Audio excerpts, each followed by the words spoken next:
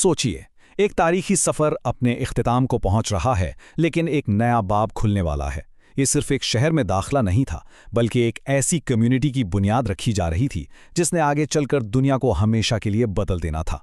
आइए इस लम्हे को ज़रा करीब से देखते हैं, जब पैगंबर इस्लाम की ऊँटनी बिलाखिर मदीना की सरजमीन पर रुकी। और फिर एक आवाज़ गूंजती है जो दिनों की खामोशी और बेचैन इंतज़ार को एक लम्हे में ख़त्म कर देती है। ये वो ऐलान था जिसका पूरा शहर मुंतज़िर था, एक ऐसी पुकार जिसने हर गली को खुशी और उम्मीद से भर दिया। ज़रा तसव्वुर कीजिए इस मंज़र का। हर सुबह मदीना के लोग अंसार शहर से बाहर निकलते, उनकी नज़रें दूर उफ़ुक़ पर टिकी होतीं।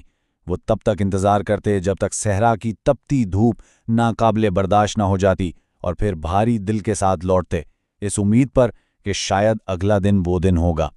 और फिर जब दो मुसाफिर आखिरकार नजर आए तो एक उलझन पैदा हुई। दोनों ही के चेहरों पर वक़ार था, दोनों ही की शख्सियत में अज़मत थी, लेकिन अल्लाह के रसूल कौन थे? पहली नज़र में अहले मदीना पहचान नहीं पाए। फिर एक छोटे से मगर बहुत गहरे वाक़े ने सब कुछ वाज़े कर दिया। जैसे ही सूरज की तपिश बढ़ी, हज़रत अबू बकर रज़ियल्लाहु अन्हु फ़ौरन आगे बढ़े और अपनी चादर से पैगंबर इस्लाम पर साया कर दिया।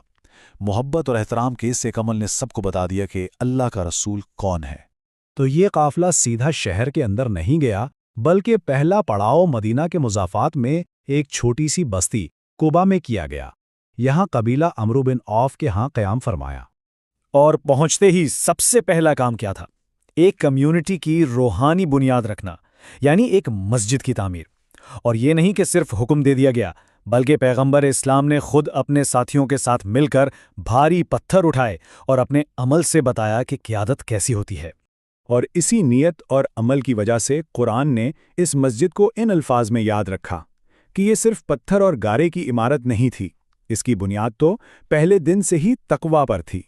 क़िबा में इस्लाम की पहली मस्जिद की बुनियाद तो रख दी गई, लेकिन अब वक्त था मदीना के दिल में दाखिल होने का। ये वो सफ़र था जिसका पूरा शहर बेसब्री से इंतज़ार कर रहा था, और जिस इस्तक़बाल की मिसाल तारीख़ में मिलना मुश्किल है। पूरा शहर जैसे सड़कों पर उमड़ आया था। फ़िज़ा तकबीर की सदाओं से गूंज रही थीं। औरतें और बच्चे छतों पर चढ़कर इस तारीख़ी लम्हे को देख रहे थे, और बनु नज्जार के मुसल्लह जवान एक हिफाजती हिसार बनाए साथ साथ चल रहे थे। और इस पूरे माहौल में सबसे खूबसूरत आवाज़ बच्चों की थी, जो वो मशहूर तराना गा रहे थे जो आज भी उस दिन की याद दिलाता है। ये सिर्फ एक गीत नहीं था, ये एक नए दौर के आगाज़ का ऐलान था। इतने बड़े जश्न और जुलूस के दरमियान पैगंबर इस्लाम ने अपनी सवारी रोकी। उन्होंने बच्चों के जोश को देखा, उनसे पूछा, क्या तुम मुझसे मोहब्बत करते हो? और जब सब ने एक साथ खुशी से चिल्लाकर हाँ कहा, तो आपने जवाब दिया, अल्लाह जानता है, मैं भी तुमसे मोहब्बत करता हूँ। यही उस नई कम्युनिटी की बुनियाद थी, क़यादत और अवाम के दरमियान मोहब्बत का रिश्ता। शहर ने अपने नए रहनुमा का इस्तक़बाल तो कर लिया, लेकिन अब सबसे बड़ा सवाल ये था कि वो क़याम कहाँ करेंगे। हर घर, हर कबीला इस इज़ाज़ को पाने का ख्वाहिशमंद था, लेकिन ये फैसला इंसानों के हाथ में नहीं छोड़ा गया। जिस गली से भी काफ़िला गुजरता, लोग ऊँटनी की महार थाम लेते और अपने घर ठहरने की दरख्वास्त करते, लेकिन पैगंबर इस्लाम सबको एक ही जवाब देते, इसे छोड़ दो, ये अल्लाह के हुक्म की पाबंद है, इसे जहां हुक्म होगा ये वहीं बैठेगी। और फिर ऊँटनी एक खाली जगह पर आकर रुक गई। वो बैठी, फिर उठी, और फिर उसी जगह पर फैसला कुन अंदाज में बैठ गई। अब कोई शक नहीं रहा था, अल्लाह का हुक्म आ चुका था, सफ़र ख़त्म हो गया था। ये जगह हज़रत अबू अयूब अंसारी के घर के ठीक सामने थी।